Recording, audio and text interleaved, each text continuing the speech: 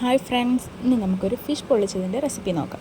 ആദ്യമായിട്ട് അയല എടുത്തിട്ട് അതിലോട്ട് മഞ്ഞൾപ്പൊടി, മുളക് പൊടി, കുരുമുളക്, ഉലുവ, ആവശ്യത്തിന് ഉപ്പൊക്കെ ഇട്ട് നമ്മൾ മസാല പുരട്ടി വയ്ക്കുക.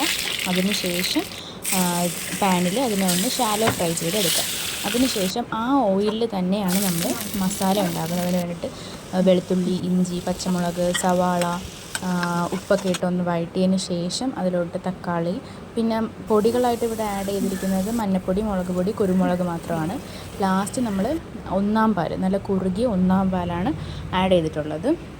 അതിന് ശേഷം നമ്മൾ നല്ല വാട്ടിയ വാഴയിലയിൽ വെച്ച് പൊതിഞ്ഞെടുക്കുകയാണ് ചെയ്തിട്ടുള്ളത്.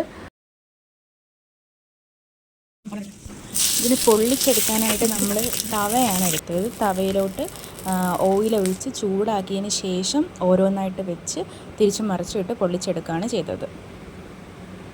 നല്ല സൂപ്പർ ടേസ്റ്റുള്ള റെസിപ്പിയാണ്. അപ്പോൾ എല്ലാവരും ട്രൈ ചെയ്ത് നോക്കാം.